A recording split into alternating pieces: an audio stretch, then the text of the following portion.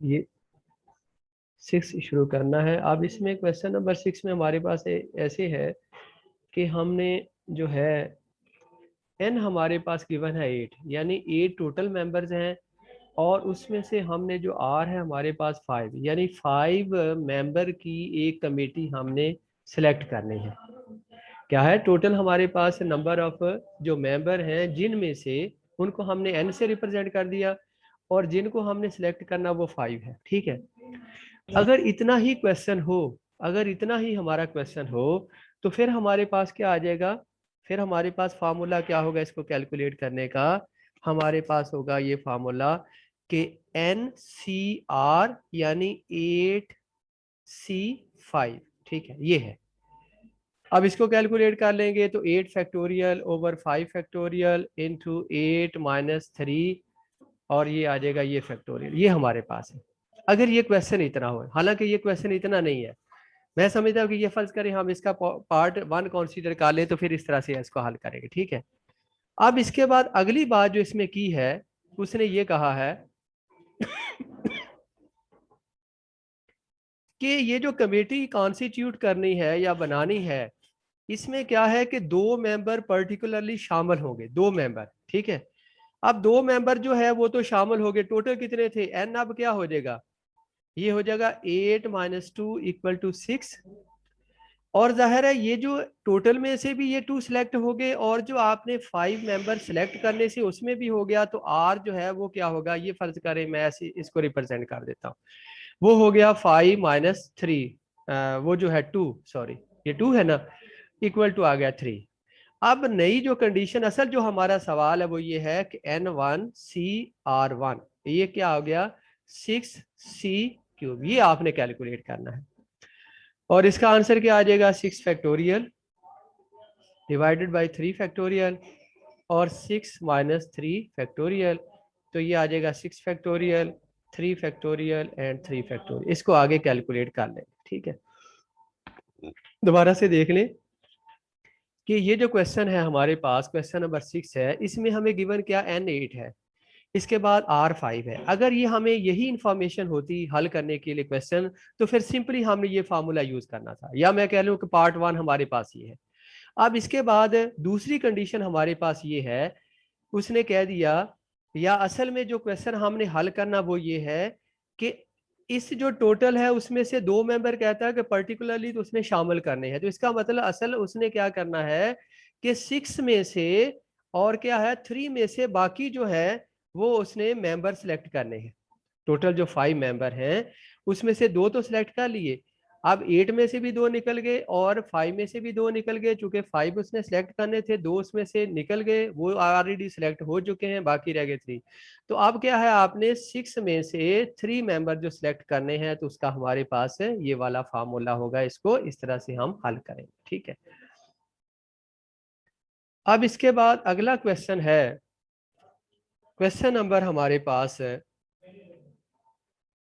जो है, अगला क्वेश्चन है क्वेश्चन नंबर 7। क्वेश्चन नंबर 7 में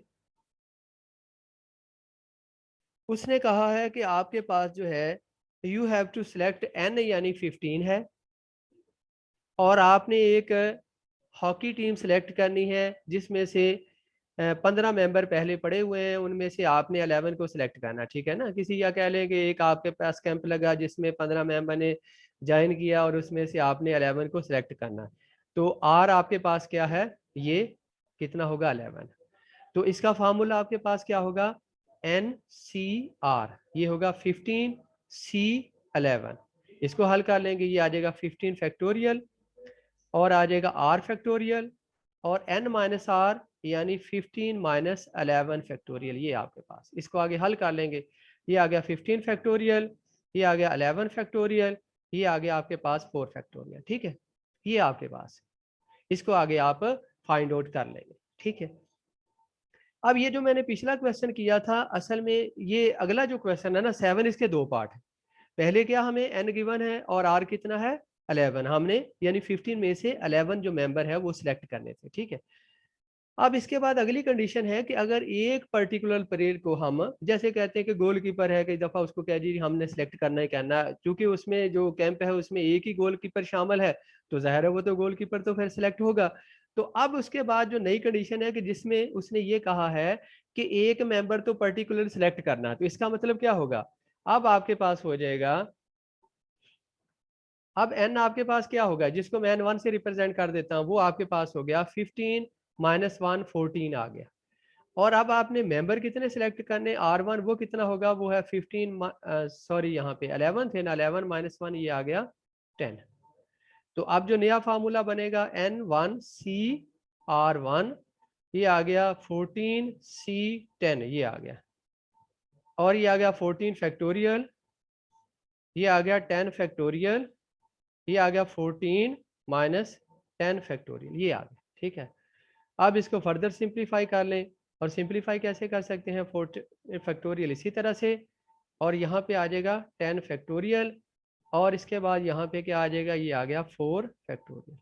अब इसको ऐसे भी खोल सकते हैं, ऐसे इसको सिंप्लीफाई कर सकते हैं, क्या है 14 13 12 11 और इसके बाद इंटू 10 फैक्टोरियल, नीचे 10 फैक्टोरियल इसी तरह से, और ये आपके पास आ जाएगा इंटू 4 फैक्टोरियल 4 3 2 1।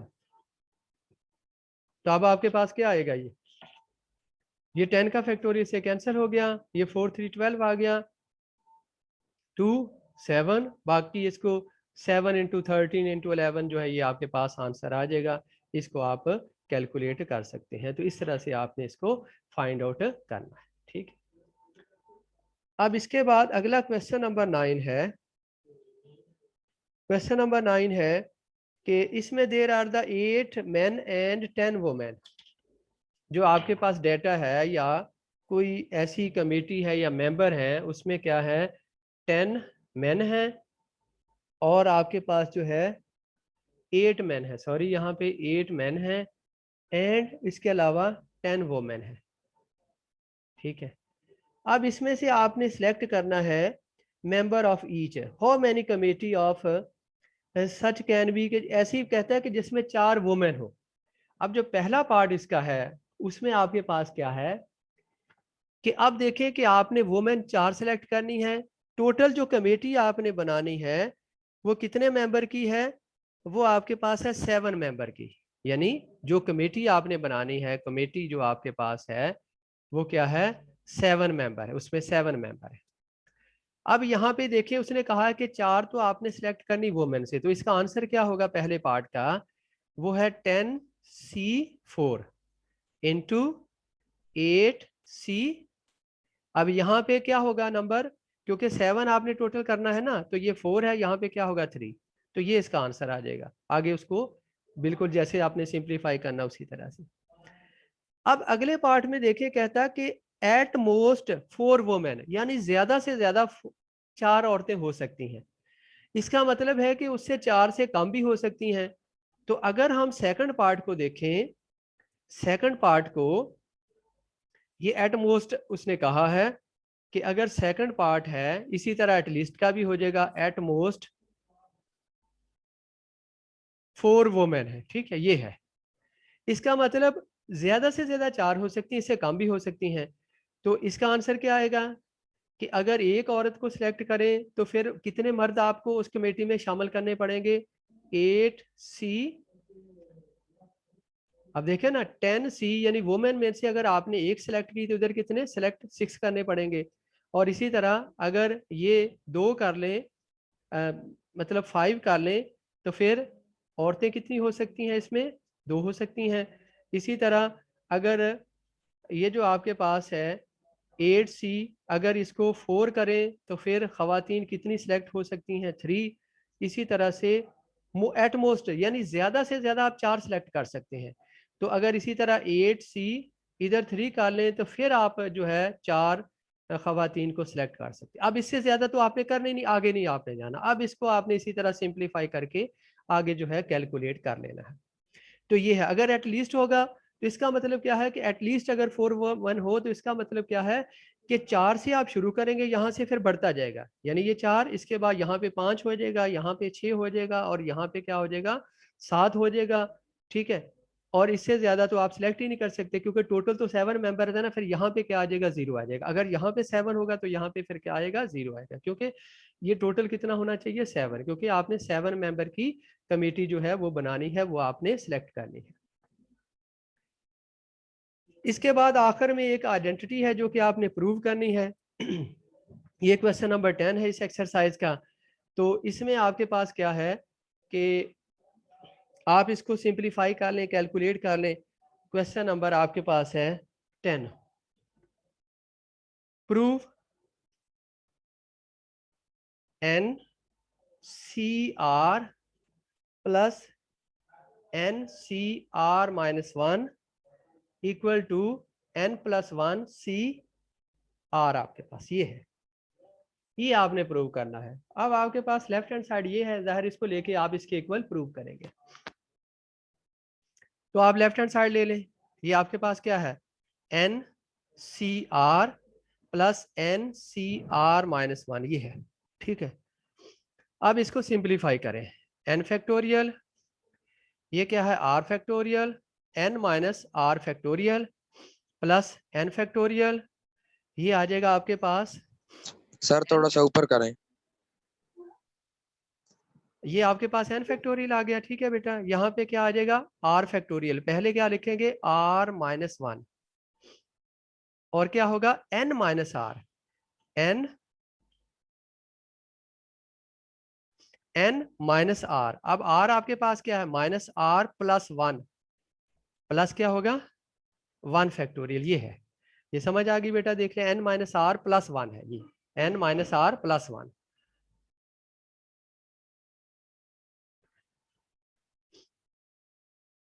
अब इसके बाद अगले स्टेप में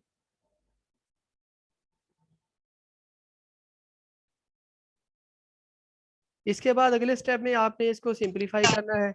अब यहां से देखें एन फैक्टोरियल तो आपके पास कॉमन आ सकता है ना, यहां से ये आ गया आपके पास एन फैक्टोरियल कॉमन आ गया, ये देखें ये ऊपर एन फैक्टोरियल है ना, ये आपके पास एन फैक्टोरियल ये कॉमन आ गया, ठीक है। और इसके बाद नीचे क्या है ये आ जाएगा 1 over r factorial into n minus are factorial plus इसी तरह से 1 ओवर आर माइनस 1 फैक्टोरियल और इसके साथ क्या है N minus r plus 1 factorial, ये है आप ये ब्रैकेट इसकी, ठीक है। अब यहां से देखें कि ये जो डिनोमिनेटर में टर्म पड़ी हुई इनको भी आपने कॉमन लेना, यहाँ पे आर फैक्टोरियल यहाँ पे आर माइनस 1, तो इसको आप ओपन करके ऐसे भी लिख सकते हैं r into r minus 1 factorial, और इसको आप लिख सकते हैं कैसे लिखेंगे n minus r plus 1 into n minus are factorial, तो इसको लिख दें एन फैक्टोरियल इसी तरह से आ गया। इसको लिखेंगे 1 over r into r minus 1 factorial, ये आ गया n minus are factorial plus आपके पास आ गया यहाँ पे ये आ जाएगा 1 ओवर आर माइनस 1 फैक्टोरियल, ये आ जाएगा n minus r plus 1 factorial, sorry factorial नहीं, यहाँ से एन माइनस आर फैक्टोरियल ऐसे लिखेंगे, ठीक है। ये देखें ये पहली टर्म इस तरह से, क्योंकि ये वाली जो टर्म है ये इससे बड़ी है तो इसका मतलब उसकी प्रीसीडिंग टर्म का फैक्टोरियल लिखते हैं ना। अब इसी तरह इसके बाद ये ब्रैकेट, अब इसमें देखें कॉमन फर्दर क्या आ रहा है एन फैक्टोरियल, ठीक है। यहां से क्या आ रहा है N minus are factorial common आ रहा है ना दोनों में, इसके अलावा आर माइनस 1 फैक्टोरियल भी, तो ये आ गया आर माइनस 1 फैक्टोरियल और इसके साथ क्या आ रहा है N minus are factorial common आ गया। बाकी आपके पास क्या रह गया ये 1, ये तो दोनों कॉमन आ गए, यहाँ पे रह गया आर, यहाँ पे क्या आ गया 1 ओवर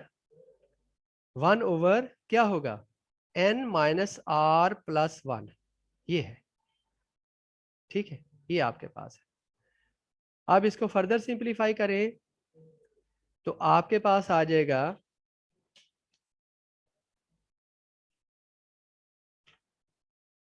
ये अगले स्टेप में आपके पास आ जाएगा इसका एलसीएम ले लें तो ये इसी तरह से n factorial over r minus 1 factorial n minus r factorial, इसका ले लें एलसीएम तो एलसीएम में आपके पास क्या आ जाएगा, ये आ गया r into n minus r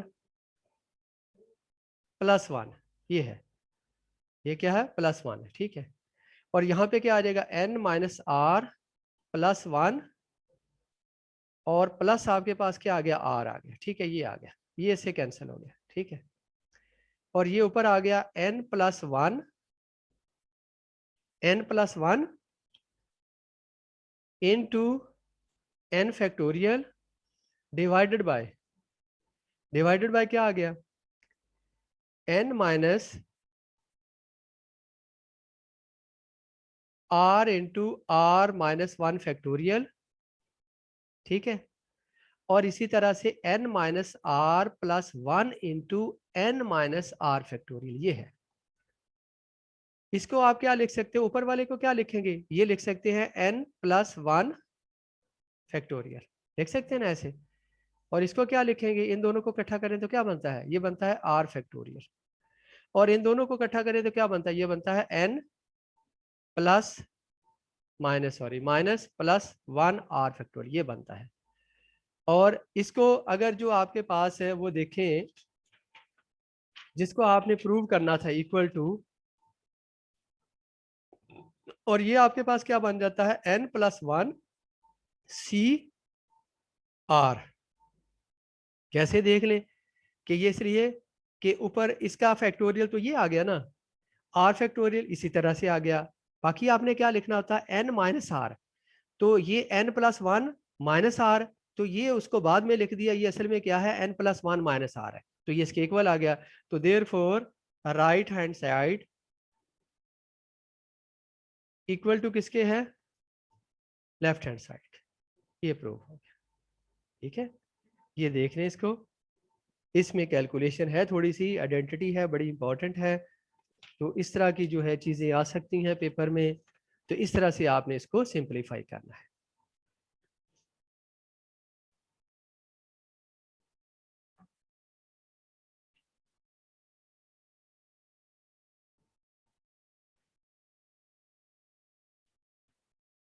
अब इसके बाद जो अगला कॉन्सेप्ट है हमारा,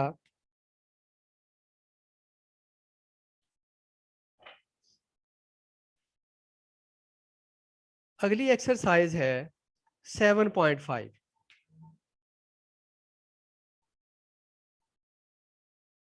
और ये है प्रोबेबिलिटी, ठीक है, ये आपके पास कॉन्सेप्ट है। अब जो प्रोबेबिलिटी का कॉन्सेप्ट है, इसमें प्रोबेबिलिटी कैसे फाइंड करते हैं, अगर कोई इवेंट ए है आपके पास, उसकी जो प्रोबेबिलिटी ऑफ ए जो होगी, उसमें क्या होगा, नंबर ऑफ इवेंट ए के जो पॉसिबिलिटी है, और इसी तरह नंबर ऑफ सैंपल स्पेस जो आपके पास, ये है इसका फार्मूला। जैसा कि मैं एक एग्जांपल देता हूं कि एक कॉइन को आपने टॉस किया, तो ऐसे उसका, जब आप कॉइन को टॉस करेंगे तो उसके पास क्या है, दो पॉसिबिलिटी, हेड है या टेल है।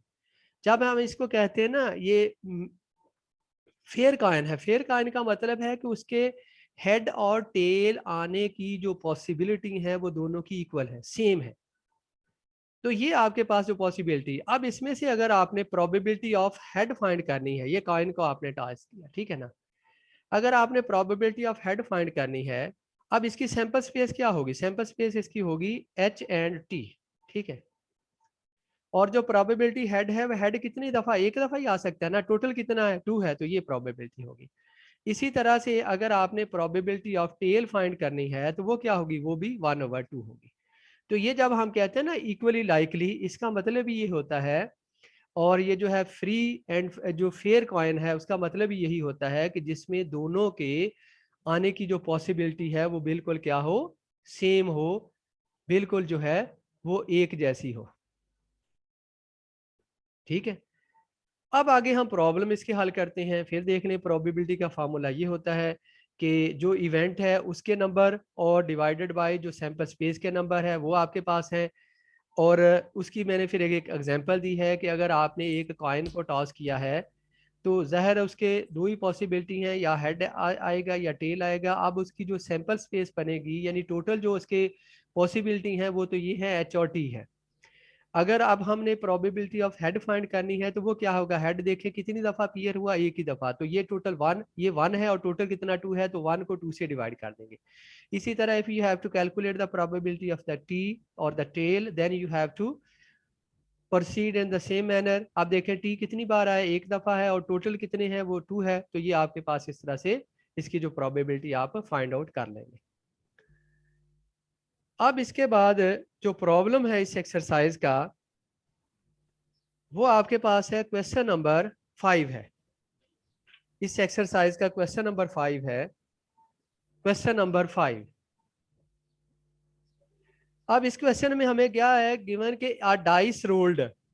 डाइस तो आप समझते हैं, डाइस क्या होती है, आपके पास एक लूडो का दाना है और जिसमें उसकी पॉसिबिलिटी क्या होती है। अब उसकी जो डाइस की जो रोल करें तो उसके वो 6 डिजिट होते हैं, यानी 1 2 3 4 5 6 है, ठीक है, और उनके 6 के आने की इक्वल प्रोबेबिलिटी होती है। तो आप क्या करते हैं, अब आपके पास सैंपल स्पेस जो होगी डाइस को रोल करने से 1 2 3 4 5 6, ये नंबर कोई भी इनमें से आ सकता है, और इन सब की प्रोबेबिलिटी क्या है, इक्वल है। यानी 1 आने की प्रोबेबिलिटी भी 1/6 है, 2 की भी 1/6 है, 3 की भी, और 4 की भी, 5 की भी, 6 की भी। इसलिए कि हम कह रहे हैं कि ये फेयर डाइस है, इसमें यानी कोई एम्बिग्युइटी नहीं, ऐसा नहीं है कि कोई नंबर पर्टिकुलरली आ सकता है। अब इसके बाद उसने कहा है, पहला पार्ट ये हमारे पास है कि 3 और 4 आए।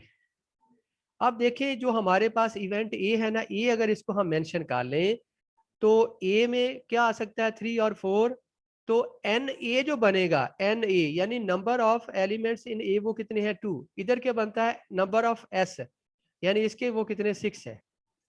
तो अब आपने प्रोबेबिलिटी ऑफ ए फाइंड करनी है। प्रोबेबिलिटी ऑफ ए यानी इवेंट ए की जो प्रोबेबिलिटी है वो क्या होगी आपके पास, वो ये होगी n A over n S.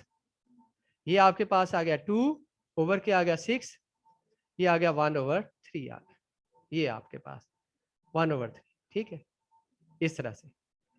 अब दूसरा पार्ट ये है, इसी का सेकंड पार्ट है। सेकंड पार्ट में आपने क्या करना है कि वो कहता है कि प्रोबेबिलिटी इसकी डॉट्स जो है ना लेस देन 5 अपीयर हो। क्या है, ऐसा नंबर आए जो 5 से छोटे हैं। तो अब आपके पास जो इवेंट बी होगा उसमें कौन कौन से नंबर 5 से छोटे कौन कौन से हैं, लेस देन 5, 1 है, 2 है, 3 है, 4 है, ठीक है। अब एन ऑफ बी आपके पास क्या होगा, ये 5 होगा।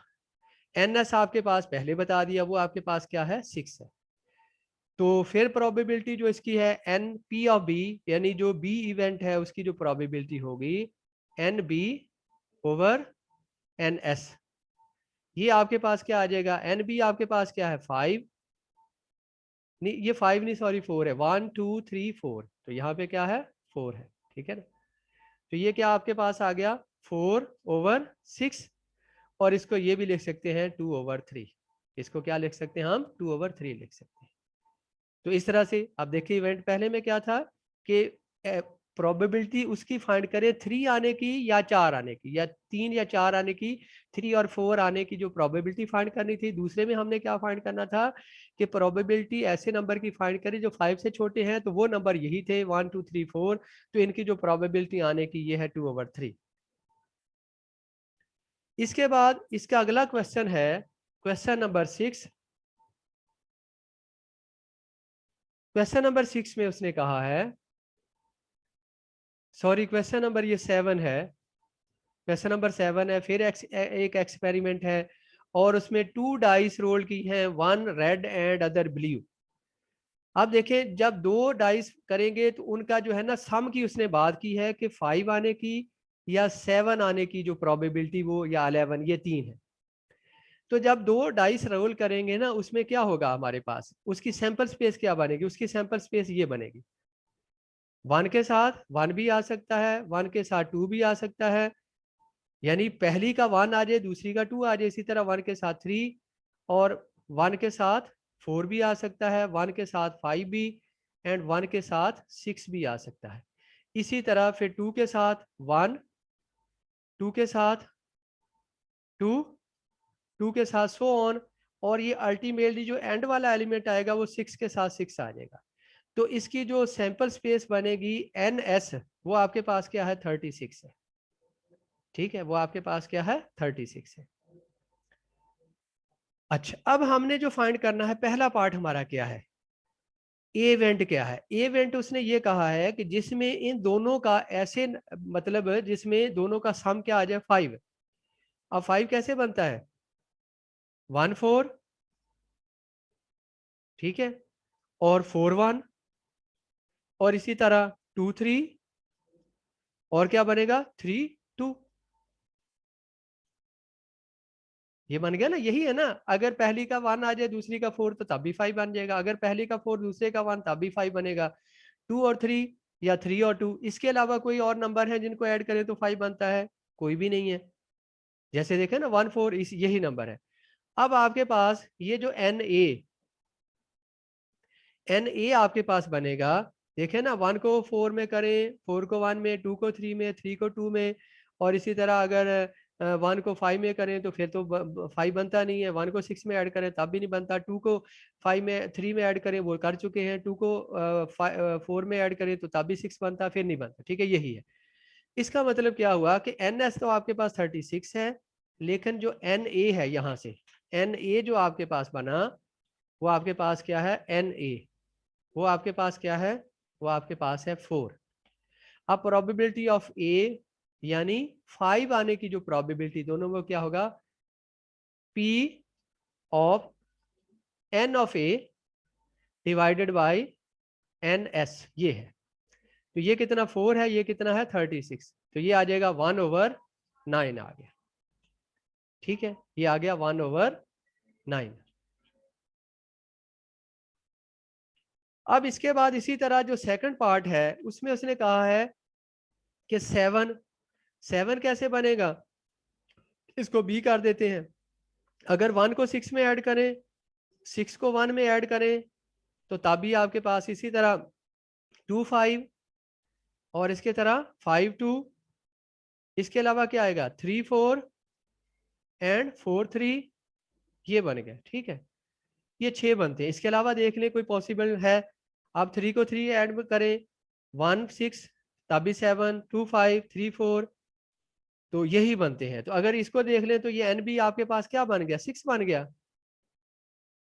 ठीक है, और अब इसकी प्रोबेबिलिटी जो है B की जो प्रोबेबिलिटी है वो आपके पास क्या आ जाएगी 6/36, तो ये आ गया 1/6।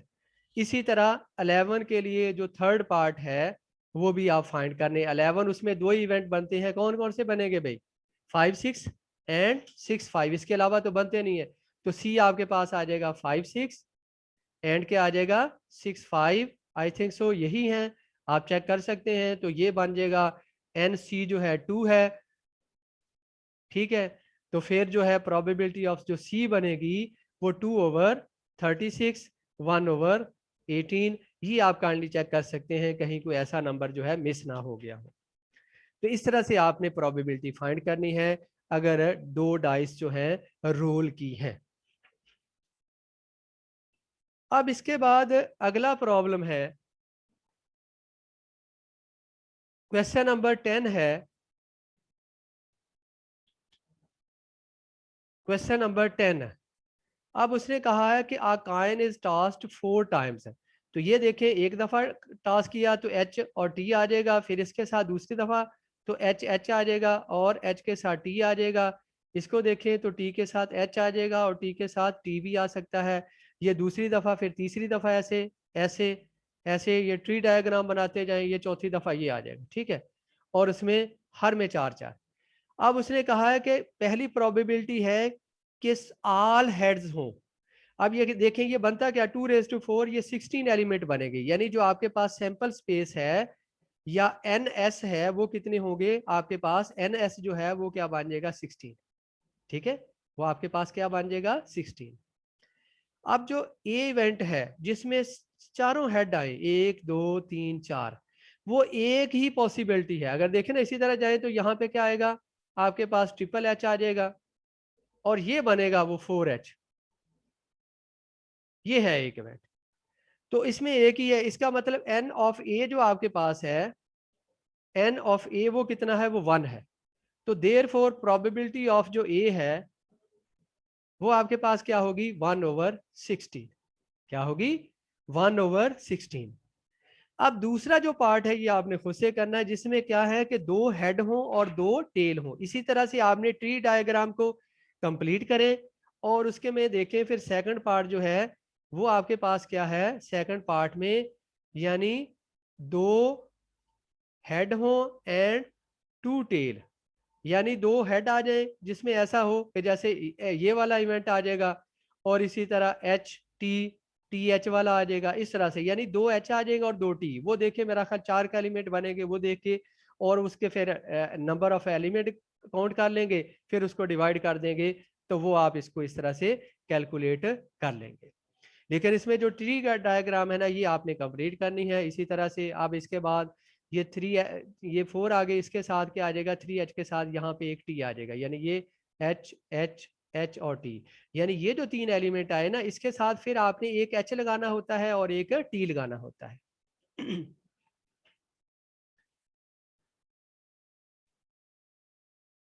कंप्लीट इसको कंप्लीट करें सेकंड पार्ट, ठीक है।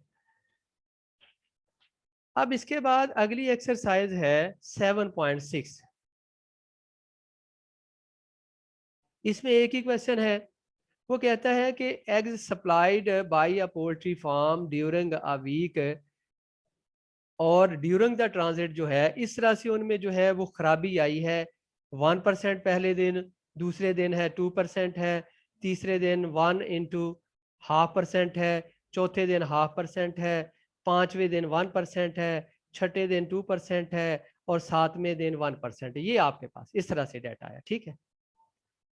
अब इसकी जो टोटल है वो कितनी बनती है, इनको सम कर लें, 1 + 2 + 3/2, ये 2.5 क्या होगा, 3/2 + 1/2 + 1 + 2 + 1। अब देखिए मैं वैसे इसको कैलकुलेट करूं, ये 3, ये 3 कितना हो गया, 6, 7 और 7 ये 4/2 बनता है ना, 2 बन गया, तो ये बनता है आपके पास 9%।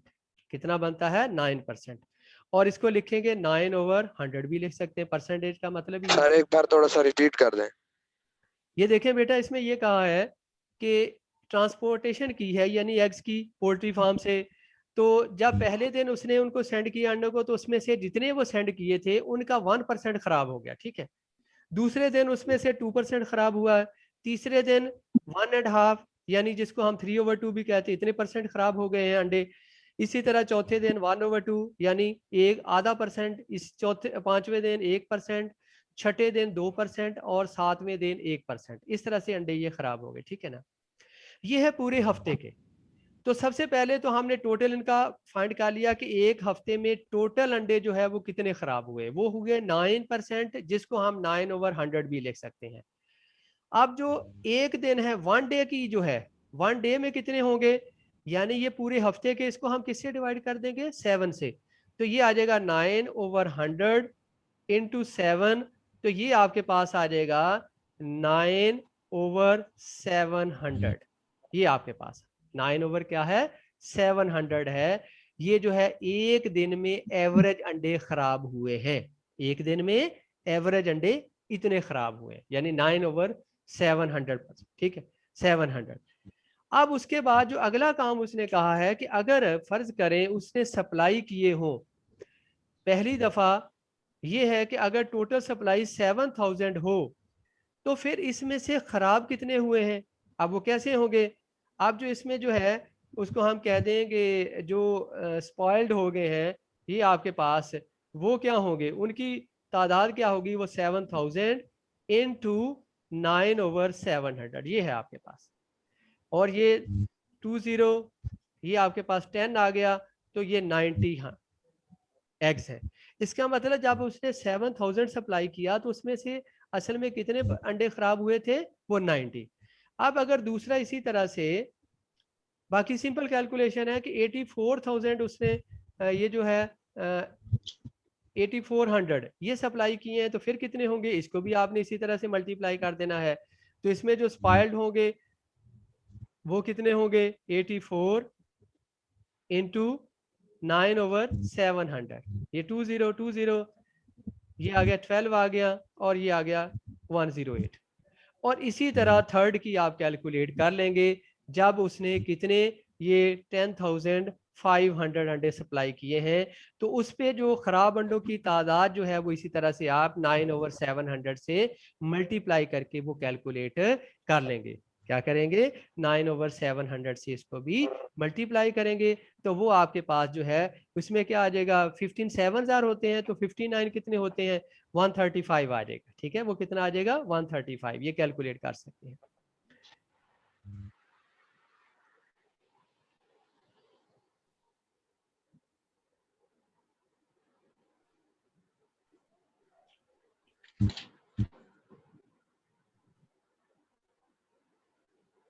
तो इसके बाद जो अगला कॉन्सेप्ट है अब बेटा जी ये है कि हाँ इसको आगे ले जो है ये हम फिर कल इंशाल्लाह शुरू करेंगे, इसलिए कि इसमें बस दो के कॉन्सेप्ट हैं, ये भी प्रोबेबिलिटी के हैं बेटा। इसमें बस आपने दो वर्ड हैं याद रखने हैं कि अगर और यूज हुआ कोई दो नंबर के दरम्यान प्रोबेबिलिटी फाइंड करने के लिए, तो फिर आपके पास क्या होता है और के लिए पी ए यूनियन बी आप जब फाइंड करते हैं, ये अगली एक्सरसाइज होगी जिसको हम हल करेंगे, तो उसमें होता है प्रोबेबिलिटी ऑफ ए प्लस क्या होगा प्रोबेबिलिटी ऑफ बी और minus probability of A intersection B.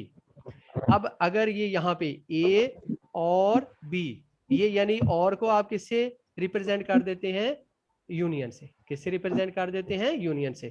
तो इसी तरह से अगर ए एंड बी है, इसको आप लिखते हैं ये प्रोबेबिलिटी इस तरह से इसकी प्रोबेबिलिटी है, तो फिर ये प्रोबेबिलिटी आपके पास बनती है